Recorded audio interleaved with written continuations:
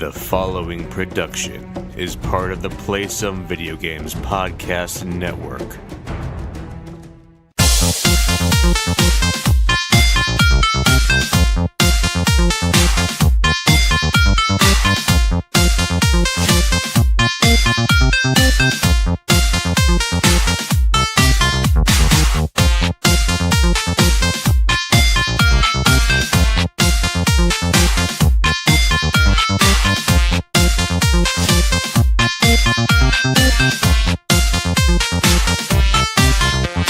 Good evening, everyone, and welcome to Play Some Video Games. This is the first of many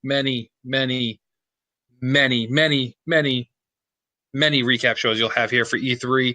EA did its big press conference today. If you head over to our YouTube channel, you can see the lovely live reactions from Donnie, Q, and Coach Mo, who did an awesome job. But what we're going to do now is kind of recap and give us our quick thoughts on what we thought EA brought in day one of E3 2018. So as I said, two of the guys here with me this evening were on the live reaction. So Q, sir, how are we doing tonight? Doing pretty good, man. Glad to be here. Glad I could be in the live reactions. That was fun. We had a good crowd in the chat. That was awesome. It was good. I didn't make it in time to do a video, but I was there in the chat with you guys the whole time, and you guys did great. And of course, with us is the boss man, Donnie. Sir, how are we holding up? I know you're a little under the weather, but you're not letting it stop you. That's right. Heavily medicated. Sudafed Mucinex around the clock trying to get me through E3 2018. But greetings, Koopalings. I'm here. That was something. It was a show. A show happened today. That's correct. That it did. So unfortunately, Coach Mo couldn't make it. He had a work obligation. So, Coach, we're thinking about you. And this here tonight is dedicated to you, sir. In memorandum. I don't know. Anyway, so EA launched off the first show. Right off the bat, came out swinging with Battlefield 5. They wanted to focus strictly on the multiplayer there. They showed some more different trailer footage, kind of ran down things that have continued onto this one. So it was all focused on multiplayer. They did announce a Battle Royale, but said more was to come on that later in the year. So I've heard different reportings where everyone says, well, it won't be there for launch, and that means it's coming later. But you got to keep in mind the game isn't launching until later this year. So maybe it is. I don't think they really clarified that yet. They've had to go back and clarify a few things, but that hasn't been mentioned yet. However, what is there, and it is pretty awesome, the character customization is pretty cool, but the tanks being able to destroy everything again, I don't know about you guys, that got me excited. That was pretty awesome watching the tanks literally just plow through houses. And being a PUBG player, seeing people, hide in houses for, 20, 30 minutes in a Battle Royale match, that's not going to work here in this game if you have a tank. Not at all. That's exactly. You got excited about that. So your thoughts? That was exactly what I said, because I got all the Battlefield Bad Company vibes, which is probably like the last Battlefield game that I really played and played to completion and finished. Like I played Battlefield 1, kind of messed around with it. I messed with the super big one that they came out at the launch of the PS4. But I've never considered myself a fan of that series. I've always skewed Call of Duty. I like the gunplay better. But Battlefield Bad Company had an awesome story with very funny characters, and you could blow up everything, and just rolling through towns with tanks was great. And yeah, that's exactly what I said on the stream. I was like, man, if PUBG could let you just blow up walls and people couldn't just sit and camp against windowsills and snipe people, it'd be so much more fun. So yeah, I was very excited. It was funny because we made the joke. We've been making this joke for a while, but you actually tweeted out a little bit before this started that we should have a keyword this E3 and take a shot every time we hear it. And you suggested Battle Royale, and we didn't get 5 minutes into the first presentation of E3 without Battle Royale being brought up. So me being a Battle Royale fan, that got me excited because honestly, I was up until the Call of Duty unveiling, I was like, hey, I'm probably going to do Battlefield this year. My brother-in-law loves Battlefield more than Call of Duty. So I was like, well, if I'm going to return to this type of game, then I'll go where I know people are going to be playing. Then Call of Duty showed their Battle Royale, and that got me really interested. Like, oh, this looks pretty cool. But now Battlefield's talking about Battle Royale, so I may end up just going back to Battlefield depending on how it goes. But I think Battlefield is definitely doing all the right things to try and stand toe-to-toe with Call of Duty. Q, what do you think? Sorry, I just saw Donnie dying over there. I'm there with you, man. Honestly, I didn't know Battlefield was gonna have a Battle Royale mode when Call of Duty released their Blackout mode. I was really excited for that because I feel like that's the one thing that would make me get a Call of Duty this year, not the standard deathmatch. For me, that gameplay is too chaotic and too it's just pointless. You die, you come back to life. There's almost no it's just nonstop, just shooting, like hip shooting everywhere. But then that blackout mode looks really cool. It seems like they're putting a lot of effort into their operators, and I was like, okay, I think I may buy Call of Duty today. But then Battlefield looks that tank. If they're gonna bring, I don't know how big that Call of Duty map is gonna be, but if you're gonna be destroying buildings and stuff like that, like it seems like you have to have a pretty big map for that. Yeah. I'm gonna wait and see more gameplay from both of these games. I don't see myself playing both, but I'm a classic hypocrite when it comes to video games. Like I hate on Destiny and then I buy the DLC. So I'm saying, well, I'm definitely not buying both, but here come November, I might be like, oh guys, like who wants to jump on either one? You know? I'm excited for it. I just want these games to run better than what we've seen PUBG's run so far. Completely. Sorry, go for it. No, go for it. Unrelated and has nothing to do with EA at all, but I guess breaking news. The Neo Geo Mini was just announced with like 60 or 70 or 170 games. Like Wario has multiple tweets going down with the lineup of games that are coming down with it. We already have that. It's been out since March of last year. It's on the Nintendo Switch. Like all the Neo Geo games are on there. That's weird. There you go. Interruption. Well, yeah, it is. So that was announced there too, and I think Q brought up a lot of good points. And it's funny because I, like you, wouldn't be saying necessarily I'm getting both these games and playing both these games.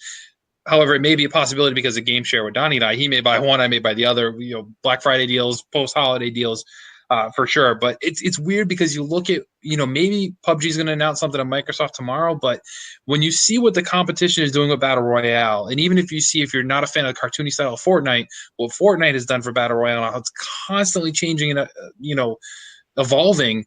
PUBG just isn't doing that, man. I mean, it takes them, a year to come out with one new map that is still randomly played, and it's still janky as heck, even on an Xbox One X. So it's weird. We'll have to see where it goes and how it continues on from there. But I'd say, I mean, they're not EA though.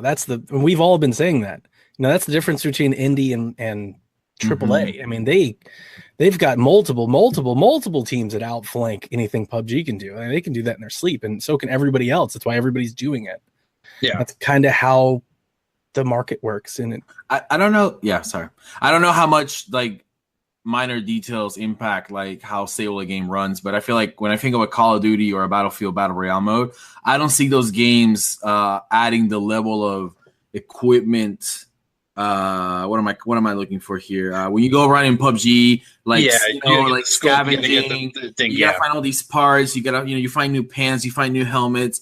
I don't see those games bringing those elements at all. I see it. I think they're going to be more streamlined. It's like, hey, you have a loadout. You drop in. You can customize the skins or your own like whatever, like cosmetics.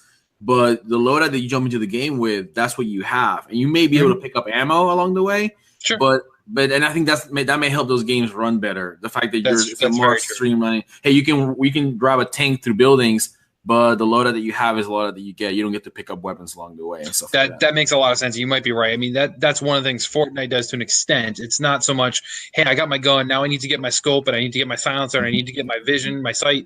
Fortnite, you grab a sniper rifle, it's a sniper rifle. You grab a machine gun, it's a machine gun. It is what it is. Call of Duty very much is known for the loadouts. So I could easily see that being like, hey, whatever character you have, here's your loadout. Those are your guns. I think you have a great point there. We'll see. We'll see. There's a lot more coming down with these new battle royales, but I'm excited for them. I apologize because I'm doing all the tweets and everything. I may have missed this. Did you announce that it's not going to be there at launch? Well, I said here's the thing where it wasn't clear. Did they actually say that? They said more details to follow later this year. They said Battle Royale wouldn't be there at launch. Oh, okay. It's coming after launch, and the way they said it, because they said it with like such like throw in like la-di-da. Like I immediately just went 2019. Like that thing is not here this year. Most likely. And you know what, that's fine, because if you look at multiplayer just in general, single player, and the fact that it has a campaign, it'll give people time to get through the holiday season, all the other games we got coming out, Red Dead and all this Spider-Man, all these other games that are dropping this year. That's fine. Bring in 2019 and take the time and do it right. That's fine. You can buy Call of Duty on release day through Amazon, pay $40 or $45 a reduced price, play it, get sick of it, return into GameStop, get most of your money back, go get Battlefield when the Battle Royale mode comes out. Boom. That's true. Well, there you go, people. Problem solved. That works. All right, so that's enough of Battlefield. We'll find out more from that. We're sure. We may even see more of that on Xbox's main stage, possibly because of that partnership. So we might see some more there. I'm sorry. I want to say one last thing because this happens to me every year. I think I have 3 of these on record at PSVG, and for whatever reason, it gets me every time. Every year I try to play Battlefield, and I don't like the mechanics because it's not Call of Duty. And every year I sit and watch Battlefield look amazing at E3, and every year I almost get lured into buying it. Now I'm gonna promise not to buy it day one this year. Yeah, don't buy it day one. I'm not gonna promise that I won't buy it on Black Friday because it looks really. It's very true. It's blow very stuff true. up. And like I said, my brother wants to play it, so I'll most likely be playing it at some point. Same thing, probably not a day one, but it does look very cool. And the fact that content keeps coming later is a way to get people to play the game, be done with the game, but then want to come back to it and have a reason to come back to it other than I just want to play more multiplayer. So I'm fine with additions being added later on. That's fine. All right, so we'll move on to the next thing there. FIFA 19 was showed, kind of. They showed a neat trailer. Didn't really show any gameplay footage at all. They did announce, however, it is coming back to Switch, which is good for Nintendo there, that it's reappearing again. They did announce that there's a free trial, not of 19, but of FIFA 18 going on PC, Xbox, and PS4 now to try and get people, I think, lured in, getting that hooks in them, and then want to buy 19 when it comes out there. 19, they really just spent a long time, almost, I think, a little too long here, kind of talking about the game versus showing anything. They're like, hey, it has the World Cup in it, which that's great, but even if your country isn't represented in the World Cup, you can still have them in the World Cup thanks to this game, which it seemed odd, the positive feedback I saw from that, because hello guys, it's a video game. Any team should be able to play anything. I mean, Donnie can know he can make the Browns play in the Super Bowl. We know that'll never happen, but they could do it in Madden. They always could. So it just seemed kind of weird. They focused a lot on, hey, this feature that it's a video game. Of course, any team can make it to the championship. Any team can win the championship because you're the player. So it's a little weird there. I was a little let down that they didn't show any gameplay there, but once again, it was a nice little positive that it was on every console there too. So I don't really have anything else to say about FIFA. You guys, anything? Soccer slammers.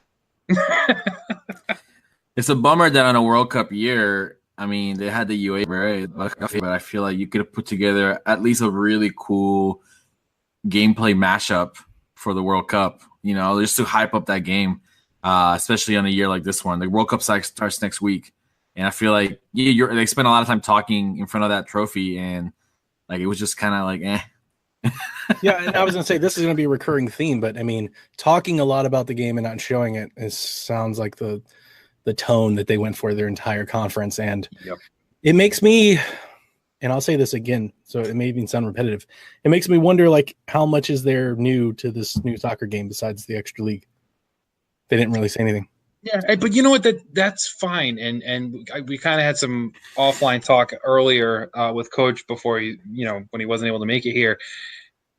EA's backbone is the sports games, I think, at this point. And it kind of has been for a long time. They're known to be the best in the industry for doing these things.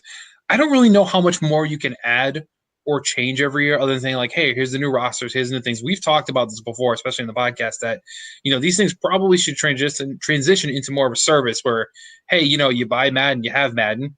Every year you pay $5-10, and here's your update for your new rosters, your new players, your new uniforms, whatever they want to do. Throw in some extra things. Create a new Ultimate Madden mode each year, or something like that. I was going to say, can we just go ahead and get into Madden since you're already breaking down Madden now? And we'll jump ahead and go out of order here. So yeah, go ahead. What do you want to talk about Madden there? So Madden was a big letdown for me. Like Coach, I was very excited to hear from Madden this year. First and foremost, and our chat was filled with it actually. On the live stream, everybody wanted to hear Switch ports. They wanted to hear Madden for Switch. We had at least 6 or 7 people, and me included. Coach Mo included. Coach Mo was like, "Man, if I can play Madden on Switch, I'll buy it again." We didn't hear that at all. So that was first and foremost Nintendo fan. I was a little let down. But even more so than that, I was let down in general. We didn't hear anything about Madden, period. We saw a trailer of people in their uniforms throwing the ball, but we didn't really hear anything about Madden. We didn't hear about any changes. We didn't hear about any gameplay enhancements. We didn't hear about a new story mode. Like, we didn't even know if that long shot is coming back, is getting better. Like, we don't know anything about Madden, really, to be honest. That's true. We know it looks good. About the story mode, yeah. That's it. We don't know anything about this year's Madden. We don't even know who's on the cover, as Q said in the stream. We don't even know who's on the cover. We know nothing about Madden right now. That's true. We can loop it. We might as well loop it in there too. So NBA as well. They showed a trailer, so clearly there is some story content there because they're like, you're the one that seems to focus on 3 characters, but that's it. They didn't show anything else the rest of the time. Same thing. It was a trailer, no actual gameplay footage there, and EA has been extremely careful dodging every question around, hey, you guys didn't mention if it was coming to Switch for Madden or NBA. We know FIFA is, and they're simply not answering it. They're kind of dancing around. So unless it's announced at Nintendo's Direct, which that does not seem like something Nintendo would have in their Direct, to be like, hey, here's Madden. That just doesn't fit their vibe normally to be focusing on real. Yeah, well, that's true. I could see that. But then if that's the case, then you'd think EA would want to announce it on their stage, make a bigger deal of it, because Nintendo won't. It would be real, sure, but that's it. Get the Madden people watching the Nintendo show that maybe probably don't. Exactly. Yeah. IGN grilled them. I was watching their post stuff, and they had a one-on-one interview, and they straight asked them, like, hey, I know you said FIFA, but what about NBA and Madden? And their response was, we're very excited to bring FIFA to Switch. Yeah. And that's a letdown. They know that's a letdown, right? Like, they know that's a huge letdown. It's really crazy because at this point, and we've said it time and time again, I really was hoping that E3 this would change, is that these games need to come out on Switch when they come out for everybody else, because it's really hard to be excited about it when it comes 6 months to a year down the line for the Switch, if at all. And at this point, there's really no reason. If you can do FIFA, you can do Madden, you can do NBA. Then there's not a difference. It's similar engine, similar style. You know. When did Switch come out? Year and a half ago? March of last year. Yep. So not this past March, the March before it. Yep. And we're assuming these sports games take 2 years to develop. I would say a year at this point, because they're annual releases. I would agree with you, Q. They're typically, so like using the PlayStation 4 as an example, the sports games that launched on that system were either ports of the old one, and when they went to new engines, they were very lackluster. It seems it takes about 2.5 years to get it down, to get a good version of the sports game running. So hopefully, maybe the 2020 versions hopefully come out on both. I mean, I think it was out last year. I think that's being very you're giving them a lot of leash there. Like you're really being a friend to them on that point, because next gen. The reason I was going to say, because here's the thing, I've heard a lot of people speculate that it's Frostbite, because I think to this thing, we don't know, like there is no Frostbite game running on Switch, and a lot of speculation is saying that they can't do anything, and that's okay. I hear that. They have tons of Madden builds. They've got Madden from 360, Madden from PlayStation. They've got Madden Mobile. The mobile game, like you could spin that up with a season mode and get rid of the microtransactions. Totally. Put that on Switch. Yeah. You know, like you could get games on Switch if you wanted to. Yeah. And not to harbor on the sports games too much. Like I said, they didn't show a whole heck of a lot. They dropped some news and that was it. The last thing I will say is I'm really disappointed, and everyone was hoping for it. Everyone's been asking for it. Skate. A lot of people thought Skate was coming, and a lot of people thought we were going to see a return of some way of EA Big and bring back those arcade titles, which all of those would work 100% on Switch and would sell gangbusters on Switch versus I think even Xbox and PS4, to be honest, and those types of gameplay styles right now. My Twitter feed was full of people looking for Skate. Skate. So many. Yep. Which is weird, because Skate didn't it not do well last time? Yeah, which I don't know why some people were harboring for 4 that bad, but I think it's because Tony Hawk sucks so bad. I completely took that chat conversation as like trolls. Was that real? No, that's for real. That was real. People really want Skate. Really? Skates. I thought people were just trolling the crap out of the chat. Yeah, no, unfortunately not. I have one last statement that I wanted to make clear about the sports games in general with EA. I understand that every year it gets boring because you know that FIFA, Madden, NBA, and blah, blah, blah is going to be there, right? Everybody, gamers get upset and they see this stuff every year. But as Coach Mo often points out, these games sell, and they sell tons. Oh, they do. I'm a little upset that EA taking the stance that they did today by barely showing those games and barely investing into them. I mean, Madden had less than 10% of the time that Command and Conquer Rivals did, and we'll get back to that later.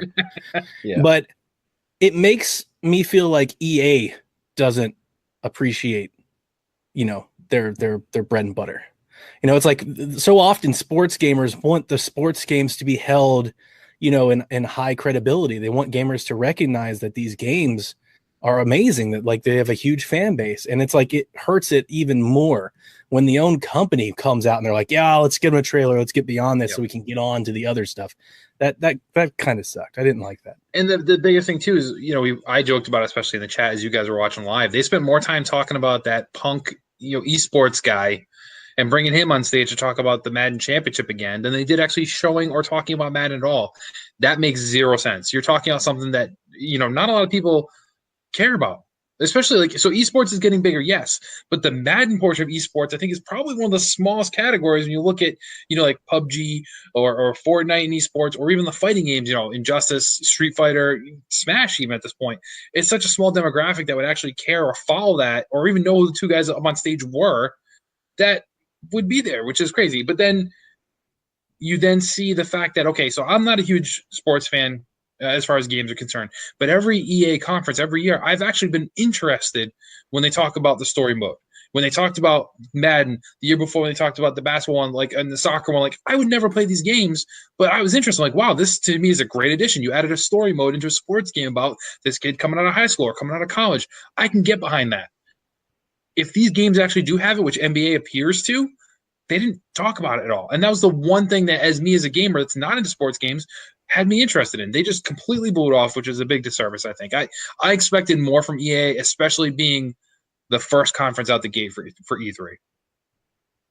All right, so that covers the sports games. Let's move on real quick. I just want to make a quick note. They did talk about Origin Access Premier, which is essentially their EA access for PC gamers. So we're all familiar with EA Origins, which is their basically how you can buy their digital games and play them on your PC, because they don't use Steam, they don't use the Microsoft Store. The Premier is basically a subscription service. You'll be able to play their games. A lot of the big ones, day and date of release. As I say, it's really their Game Pass. It's their Game Pass for PC. Because EA Access, we have to wait 6-8 months for stuff. This stuff launches day and date. So if you are a PC gamer, you can subscribe to them. I think it's $100 a year. Yes, and you get Madden, Anthem, FIFA, all that stuff as soon as it launches. Yep. Battlefield, everything. So, I mean, that's a great deal. And I honestly thought, as they were talking about this, I'm like, here we go. This is coming to all consoles. Like, this is their thing dropping all. And it was like PC out of all of them. PC like, only. Weird. So this is the first time you brought Madden back to PC. And instead of grabbing that money and saying, here's $60 every time we can get somebody to buy this game, you instantly just discard it and say, give me $100 and you can play all these great games we have coming out. Like, Anthem is going to be big on PC. I can already predict it. Like, Destiny is very big on PC. Anthem's going to follow that thing. People will be excited to play Madden again on the PC for sure. Battlefield will be big on the PC for sure. Like, these are all games that they could have sold individually and made more money versus $99 a year to play all their new games, plus their back catalog, their vault as well. So, I mean, that really surprised me. I really thought this was going to be a service coming to at least PS4 and Xbox. Or at least Xbox. PC too. Right, I thought it was coming somewhere. It was just like, I said at least Xbox, because EA Access is not on PlayStation yet. That's right. So I would think that they would offer an upgrade, an EA Access Premier as well. But they didn't. They did mention, though, the first time, I believe, that they've acknowledged the fact that they bought GameFly's streaming service. Yes. And they talked about streaming cloud platform, and that's a hot buzz issue this year at E3 because Ubisoft said that that's the future. The next, we'll have one more hardware cycle, and then they say everything's streaming. And we've already seen Capcom trying to stream Resident Evil. Even Mo got excited because he was thinking, man, this is how I could play Madden on Switch. Q, what do you think about, man, streaming games? I don't know. I mean, for me, it's all about technology. I mean, are we there? I mean, can we keep up a solid streaming service that doesn't? We can't even get our podcast to run well. So. Right. I mean, for me, it's like, I don't know. For me, it feels a little bit too next gen. I mean, one thing is to install a game into your using and then getting the rights to it using a Game Pass service. Yep. That's another thing to be streaming like a game. Man, I love these service where you can like stream your Xbox to your PC. Using the Xbox app. Yep. I mean, to me, that's a cool service, but to be honest, like, it's not up there. It's not competitive. Like, if I want to play Siege using that, I am at least a second behind the action, and that's too much. That's true. That cripples me, and so it's not good for competitive gameplay, which at the end of the day, like, is something that how this will go, right? Here's how it'll go: is they'll make it super, super cheap. It'll be the point where you honestly have no economic alternative. Like you should just do it because it's so cheap, right? Somebody will come out with a box. It'll be like $60. You'll have all of these games that you can stream on it. It'll be good enough. And versus the amount that you would pay to run it on a PC with real hardware or anything like that.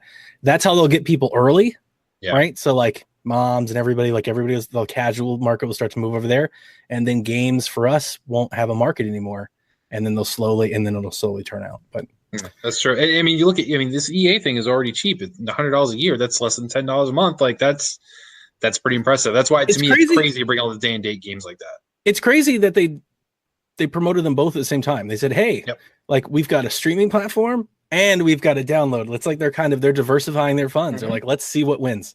I mean, they're big, they're huge, they're monsters in the industry. So I mean, they're the ones who can kind of play around with it. But it just seems weird that, once again, it's like you're bringing it back to PC, which is the right move. Take aggressive moves to PC gaming for sure. There's nothing wrong with that. But to then do it at a discount right off the gate seems weird. But all right, I think we're enough about that. So the next announcement was also a little bit weird here. We had them go into the crowd to see the staff of Respawn there to talk about their, at this point, still unnamed Star Wars game. It was Zampella, right?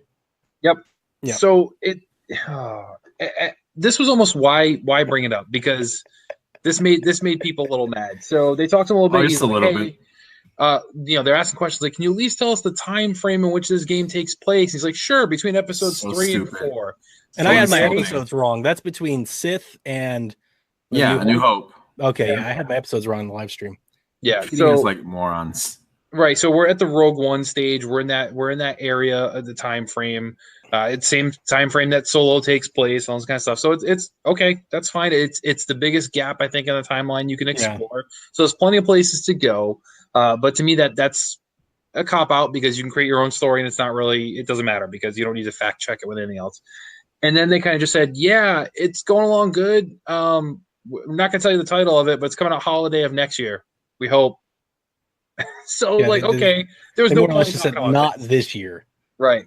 And that's only if Disney doesn't take away their license to say you guys are not allowed to make Star Wars games anymore. This is how the prep went down for that segment. They went up to this guy, I forgot his name already, and they were like, "Hey, in the middle of the show, we're gonna go up to you and ask a couple questions about the game." He's like, "Oh, okay, cool." That's literally what happened, and he didn't even have a PR person next to him telling him, "Don't talk about that. Don't answer this. Don't answer that." I mean, I'm sure he was. And because of that, because he didn't want to get in trouble, he just didn't say anything. Didn't we get the name Jedi Fallen Order? Wasn't that the moment? Okay. Yes. I'm pretty sure he was prepped. Like, that was all staged. Oh, sure. But it still was cringeworthy. It was one of those moments. It was. Because we terrible. We talked over it in a live stream, and Mo was like, "I'm pretty sure Nathan's going to hate us," and I'm like, "Really?" It's true. They didn't think enough about this to even bring a trailer. Like, at least when Mass Effect Andromeda dropped, like, they had people drawing stuff on paper. Like, they just had a dude sitting in the crowd. Like, I was like, "There's nothing. This isn't news." Him saying that we knew they're working on a Star Wars game. Like, is the name that new? No, it's not, because we don't know anything about what that name means, because they didn't bring anything to show. Yep. That was filler. Yeah, it totally was. And once again, we'll get to it soon. There was plenty of filler in this press conference already, and it could have been an hour-long show and been fine. They did not need to go on for the almost hour and a half that they did. Maybe not judging the content, the presentation itself, but I am excited about this game in this time period. All the newest Marvel comic books for Star Wars that are all canon are set during this time period. Yes, they are. 3 and 4. Especially the newest Darth Vader, Dark Lord series, which is amazing. It's set in this time period. He's hunting down the remaining Jedi. For me, that is like an amazing story to tell. And for me, like that, this is a really cool, Rogue One, Han Solo, Star Wars Rebels, all these little things that are not, they don't make it to the episodic movies. So for me, like, I'm excited about the game itself and what I'm excited for Respawn to make a game. But like, judging the presentation itself, it was one of the most awkward moments. Only conquered by Command & Conquer Rivals. Now, I was gonna say with Star Wars, I mean, we're all excited for Star Wars. Now, Kevin, you mentioned that if Disney doesn't take the license, I'd imagine that they have a green light to get this project done. This project's been in the works. Yeah. So even if Disney takes it, like, this project will still come. Yeah. No, it's a little. To continue with the Star Wars news, then, surprisingly, at least to me, they brought up the subject of Battlefront 2. And somehow the head developer came out and was not booed by the audience. I don't know how. I was expecting that, to be honest, in full effect, and it didn't happen. Or they muted the audience or something. They didn't mute the audience, because there were plenty of moments where they stopped for applause and got nothing but cricket. That was weird. So they came out and admitted they hadn't done it right. They're still working on it and doing it right, which was yeah, he did. He came out and said, we obviously didn't get it right. My issue was I didn't feel like they went far enough. No, they didn't. They definitely were like, hey, we could have done this better. It's like, you think? You Yeah. think, really? You took the most popular, most monetizable brand in all of the world. Star Wars fans collect like RC cars and toys and pop caps and all kinds of ridiculous stuff. It's true. It's true. And you just buried it into the ground. Yeah. Remember last fall when we were watching the sales of this game and hearing all the reports? You know, they're projecting we're going to sell 5, 8, 10 million. And it's like, it's been 4 weeks and it's only sold 1.25 million units. Like they just crushed it. And he walked out and he's like, yeah, it's like in true Keanu fashion. Hi, Caroline. Just, hey, we messed up a bit. We're gonna fix that. I wanted a little bit more. I did. I said on our before the show started on our little pregame show, I said if it were me, I would have walked out and said, hey, we messed up. We're never gonna do that again. And to prove it to you, everybody gets Battlefield for free. Like, go get it today. Like today only, everybody goes and gets it. Yeah. And they didn't do that. And I'm not saying that they had to, but I wanted a gesture from them to acknowledge that. Yeah. And they didn't. It's true. They just were like, we goofed. Yep. And instead, here's some more content to come over this game that nobody bought, nobody's playing currently anyway. And that's we're going to visit, number one, there's going to be content coming this week, I believe they said, for Solo, which is kind of cool to see Donald Glover up on there, you know, playing his Lando, and then the Solo guy and Chewie there, young Chewie. It looks good. I will say that the game looks good, but it's just not good. And then they were saying it was for fan service, which for me, I assume this content was already in there, but it wasn't. Clone Wars Saga. So they're going back. General Grievous, Count Dooku, Anakin, and Obi-Wan, younger Obi-Wan, obviously, are coming as well in 2019, I believe they said. So, I mean, yeah, it's cool. It's great that they're still supporting it, but it just seems odd that, you know, this is one you probably should have pulled the plug on. Stop rolling with the support, start working on the next thing to fix it or whatever you want to do. Or like Donnie said, if you want to continue doing that support, then there needs to be some major discounts on that core game and get people to just buy the season pass then and get all that extra content. Yeah, Battlefield hits EA Access today. Yes. What is Battlefield Vanilla for free, and then you buy the season pass for all the cool content, which realistically everybody's been saying that's been the better stuff anyway than what the core game had. So fine, I'll pay for that. You want to charge you $20 for the season pass? I'll buy that, but I'm not buying that game. I'm not. How much is Battlefront 2 right now in stores or or whatever, digital or whatever? What is that running at? I think I want to say the lowest one I seen around recently was like 30 or 40. I'll check it right now. Okay. While you're saying that, they did another one of those pause moments. They paused for like a cheer for Count Dooku. Yeah, that made no sense. I don't know why. Nothing, and Q in the middle of it was like, nobody's gonna cheer for Count Dooku. Who thought of this? It's true. Like Grievous, I like General Grievous as a character, but I only like it because I could throw down with 4 lightsabers. I really hope they let you do that.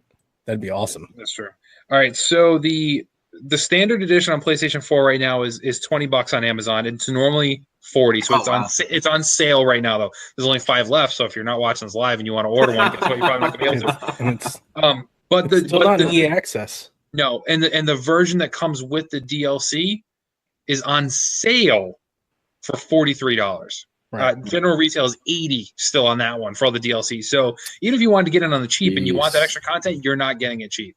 I'll play Star Wars Battlefront on Xbox, like back compat. That's on Game Pass. I'll just play that instead. Play the original Battlefront 2. That's what you're gonna play. Sure. All right, so let's move on from the Star Wars hate here.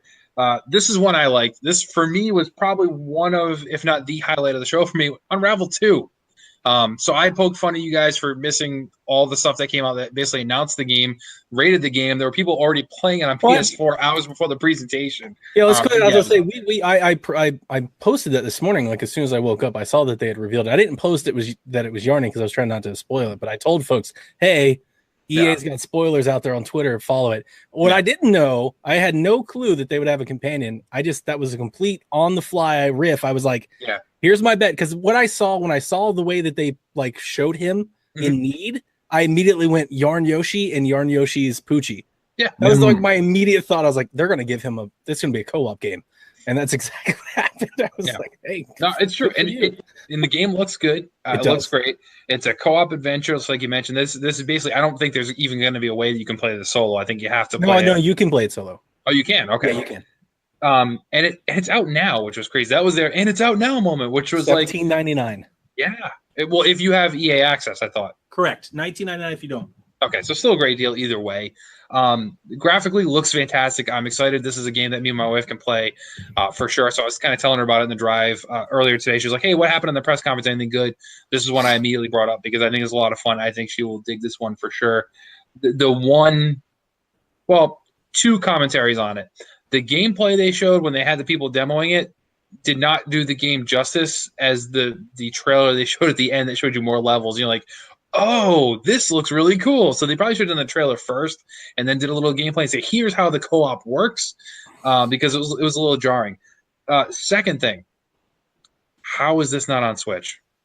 I know we said it before, but this one, to me, makes even more sense than having Madden on Switch. This is a Switch game at its heart. That's the immediate response to every tweet Wario64 has made in like the last 12 months. Is it on Switch? We got to stop doing that. We can't. No, I know it's true. Into that, but you're not wrong. I'm happy for other consoles. This would have been a great 2-pack.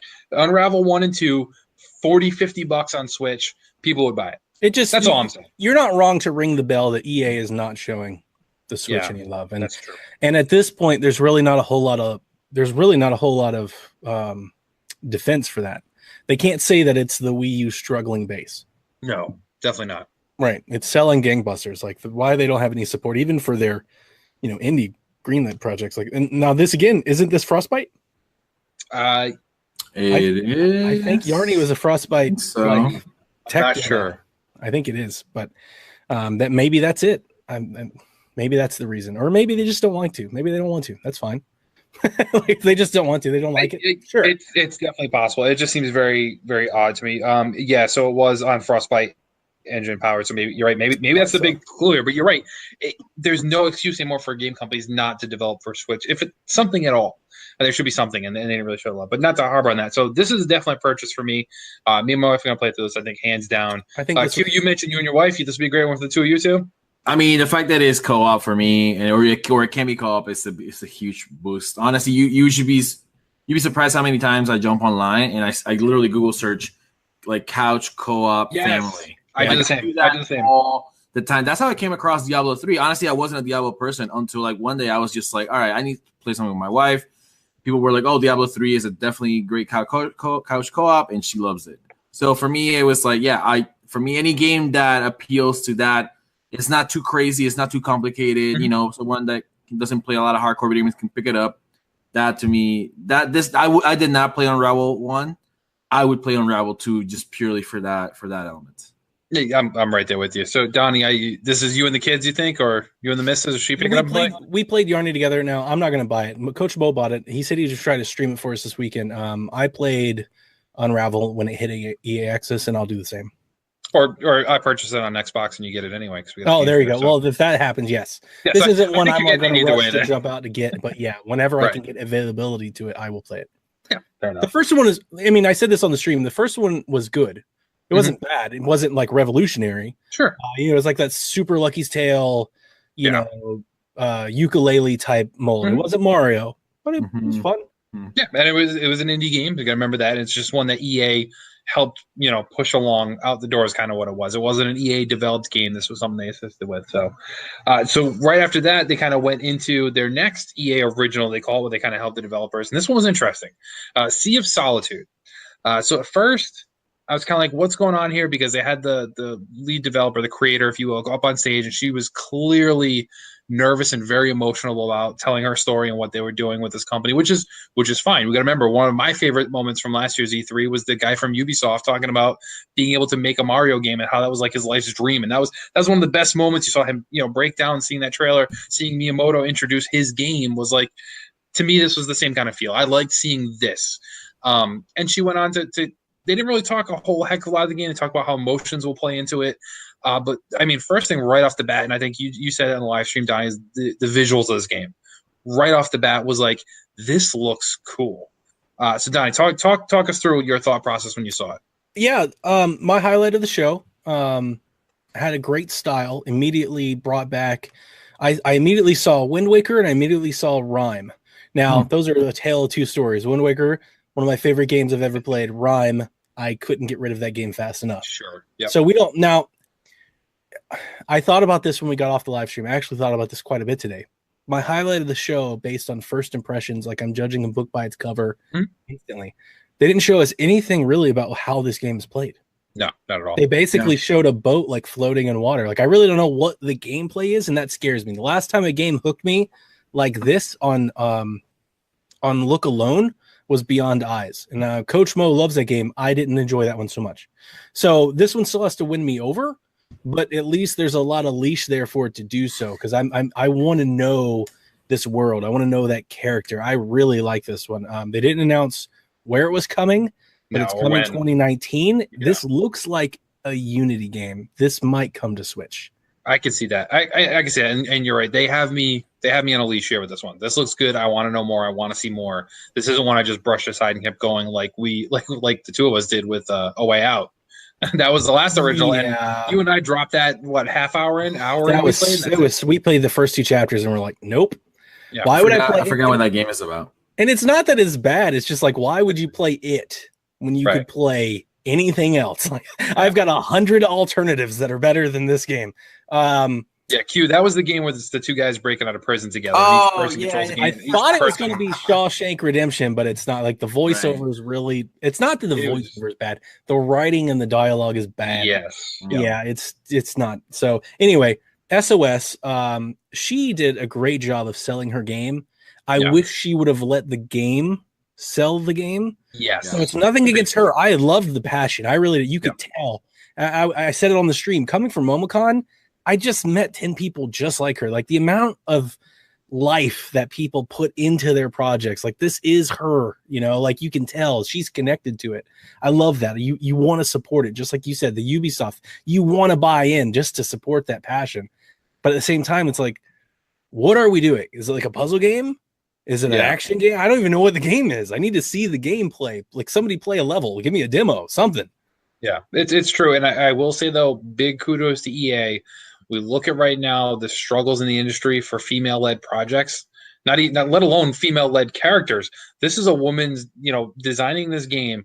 Kudos to EA to give that support and then put her on the main stage and allow her to be herself, get emotional about it, and not apologize or try and cover up the fact of what happened there. Like that was a beautiful moment from what appears to be a beautiful game.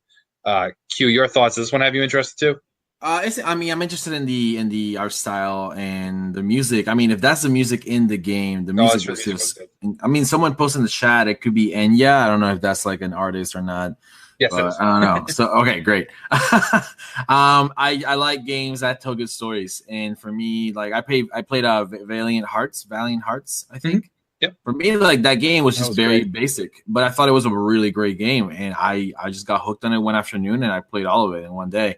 And for me, it's like, I would have loved to see some more, but I mean, I'm at peace with what I saw. I mean, didn't blow my mind. The art reminded me a little bit of Camposanto style. It's like it's cartoony, but it's not. It doesn't take it. It's not trying to be funny. It's like an adult. It's an adult cartoon style, which I like. I'm into. So. So to go from a very highlight in the presentation to the lowest point, we saw Command & Conquer come back. That's awesome, except for it's a mobile game. And they spent, 15, 20 minutes? 11 minutes, I believe. So long. Including the trailer for the movie? Because that was the movie trailer, right? That was the movie trailer. So they brought out two YouTube streamers, if you will. One, Nick at Night, I know of him. I did not know of the other player. And they basically sat them down and they played a mobile game. But the funny thing was they played the entire game. They had some shoutcasters, some esports commentator type guys walking you through the play-by-play. Like a WWE match. Exactly. And the whole thing was cringeworthy. But they went through the entire thing until the match was over. So like Donnie said, 11 minutes, and then said, oh, by the way, this is Command & Conquer. Mm-hmm. All right, that's an established franchise for over 20 years. And it deserves better than this. Right. But even if you want to take it out, you lead with the fact that, hey, this is Command & Conquer, because the entire time the three of you were I mean, you literally left on it. You went to go. As I said, I got up, left, made food, made drinks, came back, and it was still going. Right. So so here's the mentality. Maybe not for you, but for some people, if they were watching and doing the same thing and they heard Command & Conquer, they may not have used that opportunity to get up. They might have sat around and be like, oh, what's Command & Conquer? And then I would have saw what they showed, and I would have got up and then you would have left. Yeah, that's fine. That's fine. Ooh. And it was a pre-alpha build. So it's not even an alpha build. It's not a beta build. This game, so even for a mobile game, this has got to be way out in production. So why bring it up here? You had all these other great things. Like, there was no point bringing Why bring that up a mobile game at E3 period? This isn't the audience. That's true. Take that to the Apple conference. Take it to Google's conference. Like, this isn't mobile gamers. I have nothing. I do have things against mobile games. I don't really like them, but Sure. this statement aside, nothing against mobile gamers. If you like to play there, that's fine. That's not what E3 is for. It really isn't. I mean, the amount of gamers that are tuning into this aren't like looking for tablet games. And if you don't think that's the truth, let's like tally up the amount of games that are coming to console versus phones, and let's see how you end up at the end of the week. It's gonna be like 400 to 3. I mean, It was really it shouldn't have been there at all. And then the fact that like I played Command and Conquer when I was little. It was one of my first PC games. Like, I understand what the franchise is. I used to love those cutscenes. Yeah, they were so good. And to think that you're gonna throw that name on something that looked worse than Wargroove, worse than Halo Wars. Like, there are so many indie games in this market that look better than this. You're going to throw that name on it. It felt like a cheap grab. I was like, Command and Conquer deserves so much better than that. It's like throwing Fable on that Legends game. Why are you doing that? You know, it's like, I don't know. Yeah, I tuned out, and this was the low light of the conference. Yeah, it's weird. And they spent the most time on this. I think this and FIFA got the longest talk time for showing the least amount of stuff. Well, I mean, the mobile they showed you probably more than they needed to. But Madden sells 8 million copies a year. They talk 10 minutes about. Right. It makes no sense. All right. Anyway, so let's move on from that. So that was there.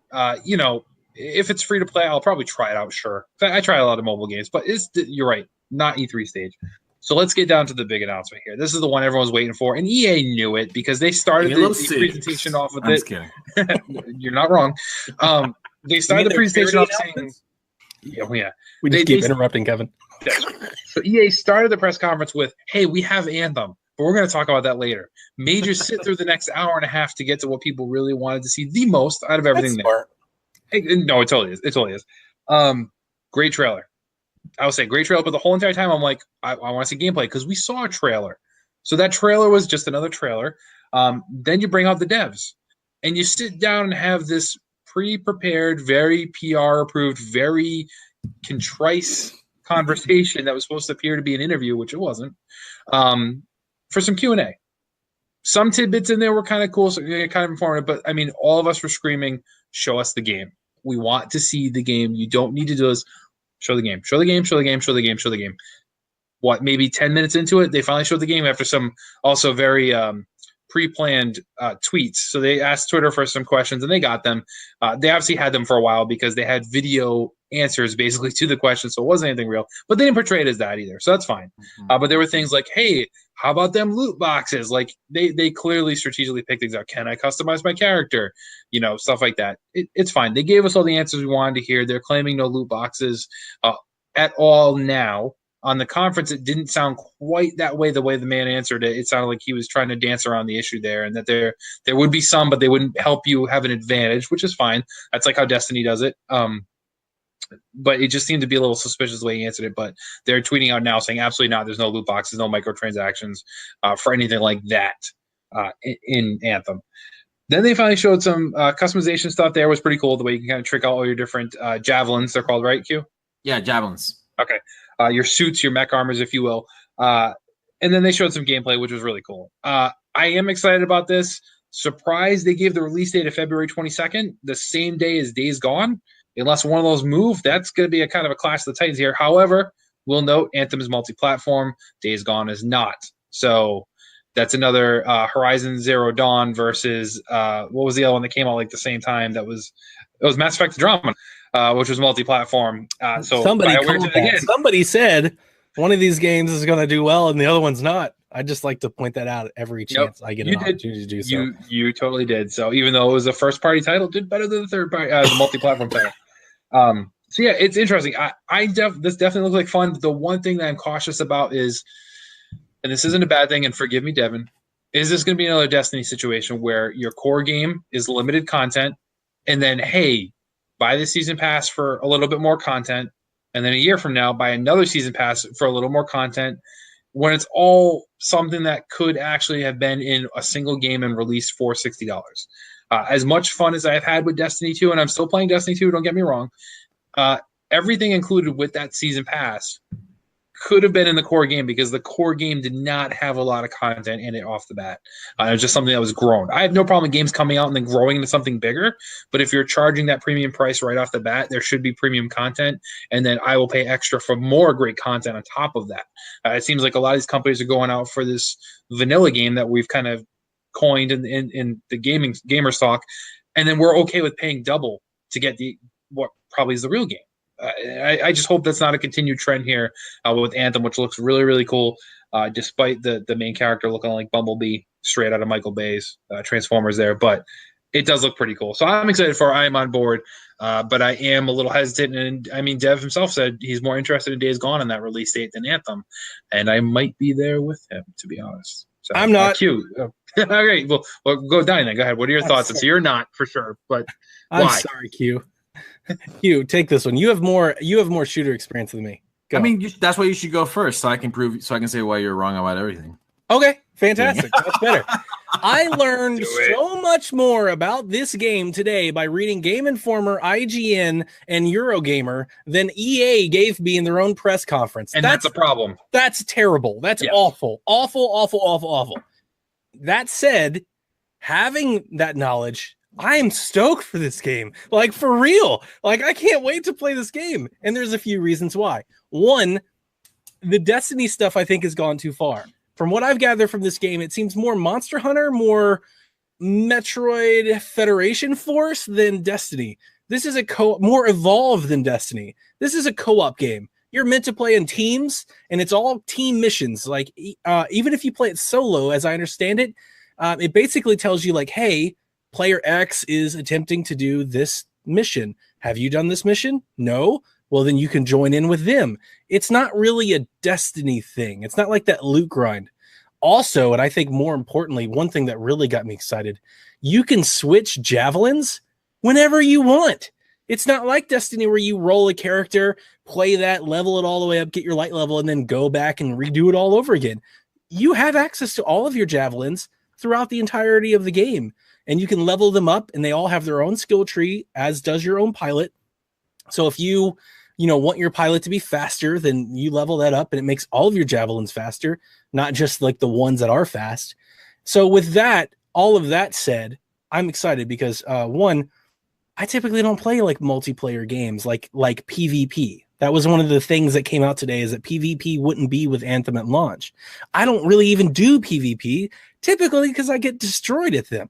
Like, if it's not Splatoon, I'm getting owned. But co-op shooters, I really enjoy. I really enjoy Splatoon. These are things I like to do. I love playing zombies with my friends. These are fun things to do. But more so than everything, dude, mech suits and beautiful world. The Xenoblade X feels ran deep. Oh, man, the Xenoblade X feels ran so deep. Just watching the suit jump into the air, fly over caverns of monsters and stuff, and then dive underwater and go into a cavern. I need to know what this game's like story is. I need to know the lore. Like, what is this world? How did we get here? How do they have robots? Like, I got to do all of that stuff, man. The Armored Core, like, PlayStation 1 got me. Especially after hearing Eurogamer and Game Informer's coverage of this game, I can't wait to play it. It seems like it's going to be a lot of fun. It might be a little Sea of Thieves-ish early on, but the difference is Sea of Thieves is tedious. You got to raise the sails, lower the sail. That all you're doing here is shooting stuff. Guess what video games are fun of? Video games are fun when you're shooting stuff. People like shooting things in video games. You see those hit points, Q? You see all those numbers bouncing off the enemies? I love that. I'm all for that. Like that so much of that. So being able to use as many javelins as I want based on the mission, being able to play with my friends, or at least, so I think the thing with Destiny, right, is they have like those spontaneous events that you can like join in on. Public events. Yeah, and you just like start shooting like a wave of folks. Like having that kind of tie into story based on a mission, right? So it's like, hey, player X is trying to take, I don't know what Anthem's going to be, but let's just say player X is trying to take this keep. You haven't done this mission yet. Do you want to join player X? It kind of has that journey experience where you're playing with a stranger, but you both share a common goal. And it's not just shoot the wave of enemies. And it might be, maybe it is, but the way that Eurogamer made it sound and the way that IGN made it sound in their preview is not. And then the story-based stuff, when you get back to your fort, everything's in first person, and the way you interact with the characters apparently has long-standing like ramifications in your playthrough. I don't know, man. They're like, I kind of think they're onto something, and I know with EA they may not hit it out of the park when it drops. And by the way, based on what they showed us today, there ain't no way this game's coming out February. I'm gonna say that right now. There ain't no way. I don't think this game's coming out February at all. Well, I'm surprised they said that then. They didn't need to say it. They could have just said coming 2019 or Q2 or Q3 where they could have said whatever. True. I don't know. They gave a hard date. And here's the thing. EA is known to just push something to get it out. They show and be like, we'll fix it later. maybe you're right. I did ask Tom Phillips over there at Eurogamer if he would ask them tomorrow, because he does an interview with them. I said, hey, can you ask them if we can expect a beta in 2018? The game comes out in February. Can we get our hands on a beta in 2018? And he said that he would. So stand by to the Twitter account. Maybe we'll find out tomorrow whether or not we can expect a demo or a beta test sometime this year. But yeah, dude, I'm excited. Like this I'm in. I'm way more at this point. I am way more in on this than I am Days Gone. Okay. Q, is he right or is he way off base here? I think Donnie's dead on for once. I think, for once.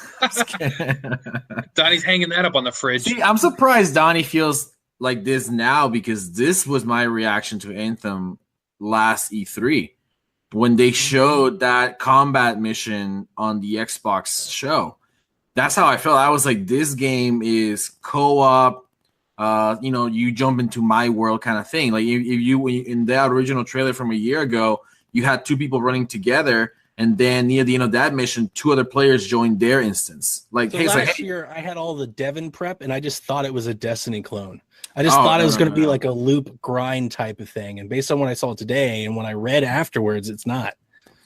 See, for me, like this game feels a little bit. This is a problem. Like there's been a divergence in how like these co-op open world games, or not. I don't want to call them share world games. Yeah, there was Destiny, which was really pushing to be an MMORPG, even though it fell short of it.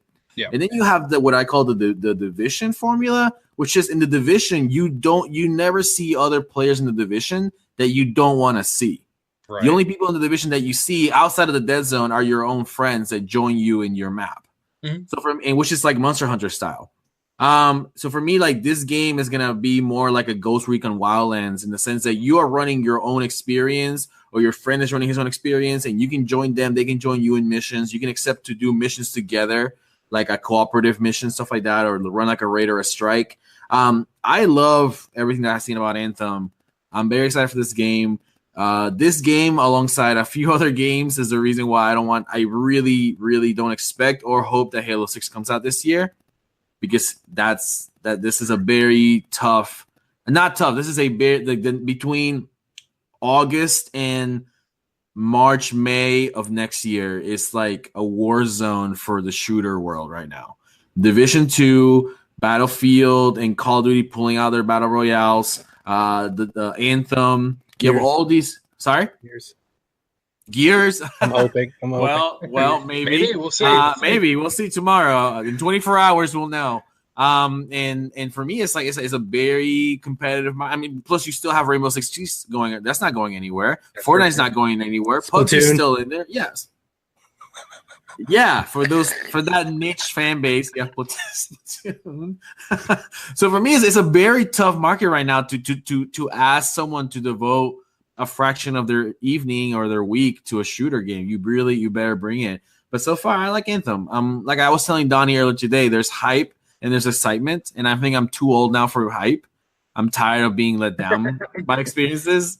I'm not that youthful anymore. I'm not in my mid-20s anymore. But anyway, I'm excited for Anthem. I'm excited that they are saying, no loot boxes, no pay for power. Yep. I think I hope if they're willing to say it at a conference like this, I hope they stick to it. Yeah, I'm with you there too. So to kind of wrap it up, so that was all the announcements they showed during their major press conference, their main stage, if you will. Thoughts on the overall presentation? I don't want to score things. I don't want to sit there and say, did they win E3? Because everybody talks that kind of stuff. So I just want to know, what were your overall thoughts on the presentation? Donnie, why don't you go first? First, I'd like to mention that we already created our Anthem team. So we'll just have 3 Colossi and Devin. So it's going to be like 3 tanks and Devin running around, which I think is a perfect match. In all honesty, I think this was probably one of the weakest presentations of E3 that comes to me in recent memory. Like equally as low, if not lower, than the Mario Power Star Tennis Star Fox Zero year. Like that one really hurt me, and this one's in that realm. It's not that what they showed was bad. EA has quality. You know, everybody that hates on EA, like they make quality games. But presentation-wise, they didn't give their big games the credit that they deserved. They gave games that didn't deserve the time, way more time than they should have. Yep. And to be honest with you, like I said, they didn't even give their star like it's due. I learned more from Eurogamer about Anthem today than I did from watching their 20 minutes of coverage. And I actually liked when they first started bringing the people on stage. I was like, you know what? I'm into this. I want to hear what they have to say. And then they started cutting to all these off-scene things. You couldn't see the people talk. You couldn't. And like, I was thinking they were actually going to do like a panel, you know, like coming off my MomoCon experience. I was like, this is neat. They didn't do any of that. So the only thing that they did really in this presentation that got me was they showed me SOS. Like just the title screen of that game has me interested. And then they showed me a 10-second GIF of a robot flying over a cavern and dropping into the water. And that GIF alone, like that 10 seconds of footage, that animation has me interested in Anthem. And then it made me look up all this other stuff. It's also worth mentioning, we didn't say it in Anthem, when you fly with your mech, with your javelin, it heats up. So if you fall into the water or go in a waterfall or something like that, it cools down. You can fly longer, which is super cool. There's the stuff realism in there. Yeah. So that's cool. Overall, the presentation was bad. No Madden, like not really good NBA. Like FIFA had too much time and showed. It's weird. FIFA had too much time and showed too little FIFA. Exactly. That was my grade. More FIFA, but less FIFA. Okay, I'm out. No, that's true. All right, so Q, why don't you go first, and then I'll wrap it up. Yeah, for me, I wish I could sit down at that meeting, I don't know, 6 months, 8 months ago when they started playing. I don't know how long ahead these organizations plan E3, and be like, hey, like this is our prime time to talk about what we care about. This is our prime time in gaming. This is the 1 week where gaming becomes mainstream in all media. You can go to any newspaper tomorrow probably, and they'll have at least something about E3. Maybe not tomorrow, but maybe by the end of next week. This is the one time a year that gaming becomes like huge across all media and all news. And you took an hour and a half to show stuff that a lot of it felt subpar. And to me, I don't know if that's because they have nothing else to show and they don't care, or it's because this is what E3 means to these developers nowadays, or these publishers. Maybe E3 is no longer the place where you drop your home runs and your grand slams. Maybe it's just another platform, another place where you drop news. And if you don't drop your biggest news, that's okay. I mean, Nintendo has walked away from E3, obviously not completely, but they don't do the stage thing anymore. They do these smaller things. We're seeing, all last week you had announcements dropping all last week. Yep. Yeah, and I'm like, and some of them were not even leaked. They were just straight up, announcement drops leading into E3, but they were still not part of the event itself. So to me, my question is like, is this EA having a bad conference and us expecting a home run, or at least setting the standard that high, or is this just how publishers feel about E3 nowadays? It's like, well, you know what, we can have a B conference, a B minus, and that's okay. We're okay with that because we control the news cycle at the end of the day. I don't know. I think you're spot on. I definitely think with the case of Sony and Nintendo, I don't think they look at E3 as the day they have to win. Right. I think that's a day that they can get coverage, and they almost, I think for the last 2 years, you can see both companies, they kind of treat it as such. Like they take advantage of getting all the eyes on. That's why they put out their big hitters, but they don't really show you much, and they don't really pull any tricks out of the hat. They save that for their own times. Xbox is really kind of the one that's still depending on E3 because they don't have their own fan showcase yet. With EA, though, they also don't really have another showcase. No, not really. I actually would probably support the idea of EA just bowing out of E3 and going and doing something else. Like just in August 25th, have EA Day, where they just do all kinds of EA stuff. My only thing is I don't necessarily know if this presentation would change. Like this presentation I don't think it'd was be any different. I feel like I'm going to say this for the next 3 days, and I already kind of regret this because not everybody has to do what I want them to do.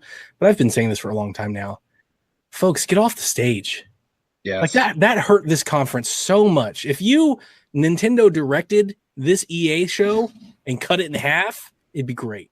Yeah, it would have been a lot better. Great. It'd have been amazing. We would have if we're grading the presentation, it would have completely changed. Sorry, I know, Kevin, I know you want to wrap this up, but like for me, the stage matters when you have a message to deliver that a trailer alone won't deliver it.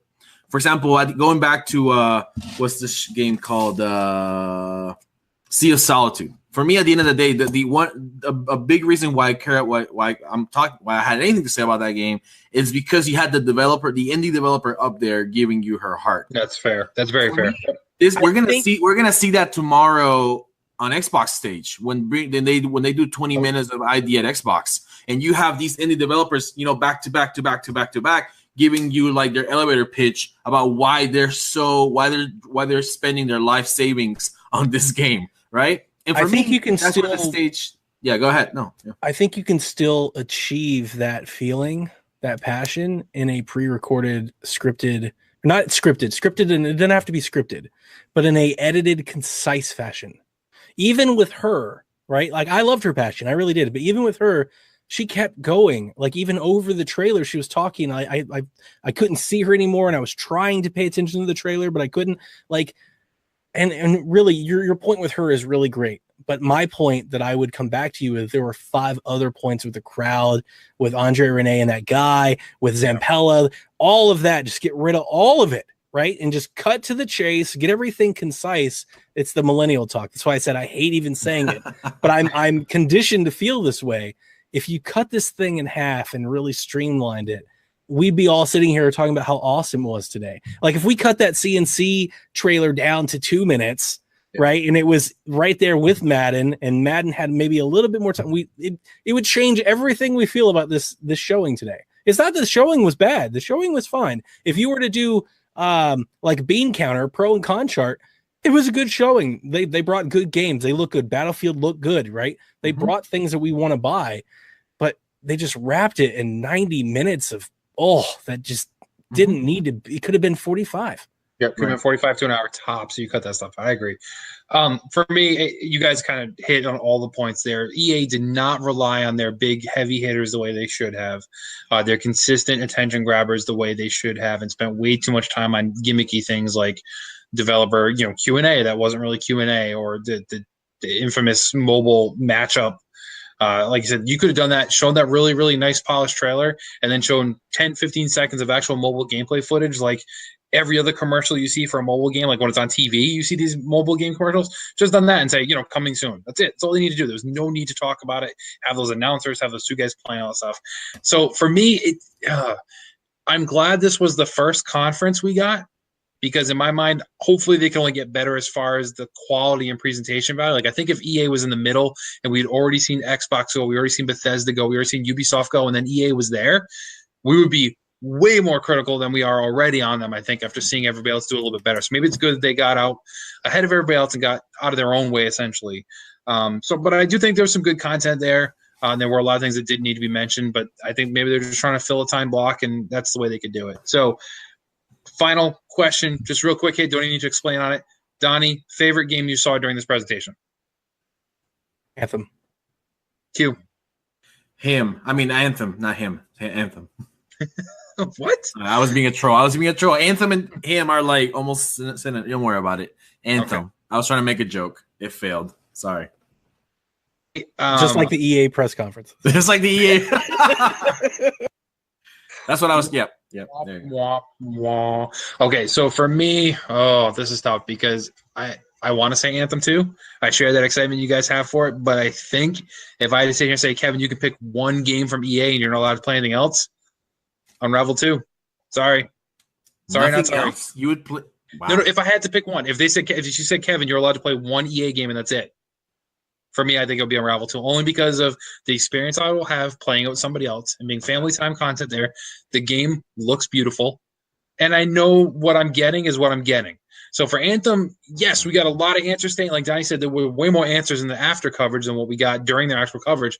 There's still question marks because who's to say this campaign or this world isn't just like Destiny 2 and you can beat the whole thing in 10 hours? That's true. Right. And then you're waiting 6 months for expansion 1 to come out, and it's only another 3 hours of content. And then you're waiting again, and they could slow roll. It's the same way Destiny is being slow rolled. And for me, that's kind of the uneasiness. Unravel 2, as simple as it is, I know exactly what I'm getting. I can get it right now, and I don't need to wait. And I'm going to have fun playing it. That's it for me. That's it for me. I'll still probably be all in on Anthem, but for me, I still have a lot of questions on Anthem, and I want to see more before I make that decision. Say yes, this is a purchase for me for sure. Only because I have all these other games that we're comparing this to. I have Destiny, I have The Division. All these other games here that are very, very similar. It's just a different, it's different mechanics, different looks, sure, but ultimately it's the same concept. One may do it better than another. That remains to be seen. But yeah, that's it for me. So that wraps it up, everybody, for our first of the reaction podcast for our presentations here at E3. I will be releasing this, hopefully. I'm going to start editing this right now as soon as we get off the air so you can download it tomorrow morning. So with that being said, you will see Microsoft tomorrow as well as Bethesda. And I think we're doing both podcasts tomorrow night, too. Is that correct, Donnie? I know you're doing the Xbox one. Okay, so Donnie's on yes for the Xbox one. I will be recording the Bethesda one immediately after the Bethesda presentation, hopefully with Josh and Devin, hopefully. Donnie, who's doing the Xbox one with you? Q and Josh and Coach Mo, if everybody shows. Okay. So we'll have Team Xbox in the house plus me. Yeah. So fair enough. That all works there. So reminder, everybody, if you're not already doing so, please subscribe to the YouTube page so you get these videos and notifications as soon as they go live. Donnie, what is the YouTube address now? I know we had to tweak it a little bit. YouTube.com/PSVG podcasts. There you go. Go over there, click subscribe, get that little bell notification so you know as soon as we go live with the reaction cast. Watch the E3 conferences with us. So we have the live stream up. You can watch it and then see our goofy faces reacting to it at the same time, giving some Mystery Science Theater 3000 type commentary over developers when they spend way too long on stage or they have, esports competitors great about slapping somebody else and weird stuff like that. But more importantly, everybody, stay tuned for all this E3 conversation to continue on for the next few days. But more importantly than that, in between, we ask that you, as always, never stop gaming.